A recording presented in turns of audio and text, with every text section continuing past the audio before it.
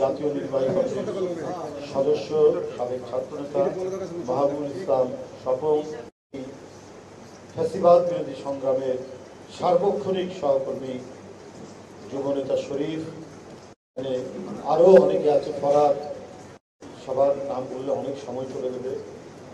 এবং আপনারা যারা এখানে উপস্থিত হয়েছেন তারা বিভিন্ন পেশায় নিয়োজিত রয়েছে।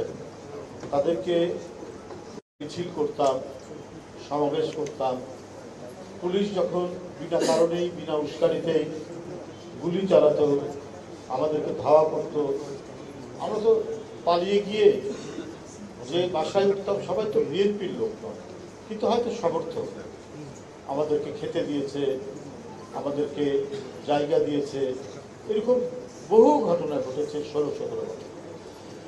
এই মানুষ কারা? এই সমস্ত মানুষ যারা বিএনপিকে পছন্দ করেন, সমর্থন করেন, তারা আমাদেরকে সেই জায়গা দিয়েছে। সুতরাং তারাও যাতে নিজেরা একটা প্ল্যাটফর্মে থাকতে পারে, সেই ধরনের একটি সংগঠন আমার মনে হয় যে ঠিকানা বাংলাদেশ হতে পারে। এবং মাসুদ এবং আমি ওদের আরও ছোটোবেলা থেকে, এবং আমার বয়স যখন আরও কম তখন থেকে ওদেরকে চিনি। অত্যন্ত ভালো সংগঠক, দক্ষ সংগঠক এবং অত্যন্ত মৃদুভাষী।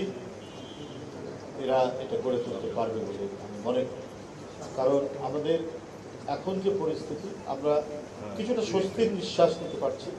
আমরা ডানে বামে তাকিয়ে চলতে হচ্ছে না, কিন্তু সংখ্যা কিন্তু দিন দিন আমাদের বাড়ছে।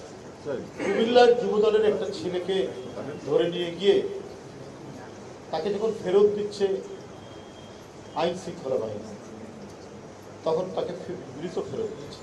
তো ডক্টর ইউনূস সাহেবের আমলে এই ঘটনা ঘটবে কেন? ডক্টর ইউনূস সাহেব পৃথিবীর বিভিন্ন মানবাধিকার সংস্থা এবং পশ্চিমা গণতন্ত্রের দেশগুলো অত্যন্ত তাকে পছন্দ করে,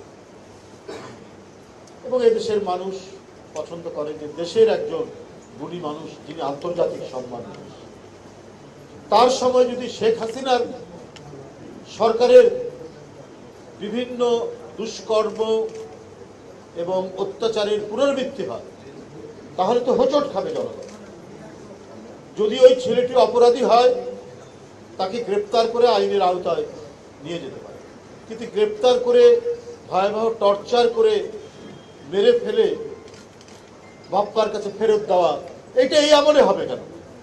আমরা অনেক বিষয়ে সরকার সমালোচনা করি, কারণ আমরা গণতন্ত্রের পথে, গণতন্ত্রের উত্তরণ আরো ঘটবে, একটা অবাধ সুষ্ঠু নির্বাচনের মধ্যে দিয়ে জনগণ তার সরকার গঠন করবে।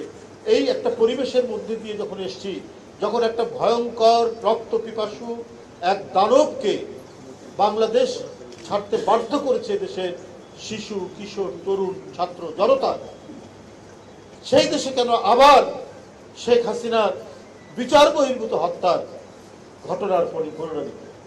বুঝলাম ছেলেটি খারাপ, বুঝলাম ছেলেটা অপরাধী, সেই অপরাধ মাপা এবং বিচার করার দায়িত্ব তো আদালতে।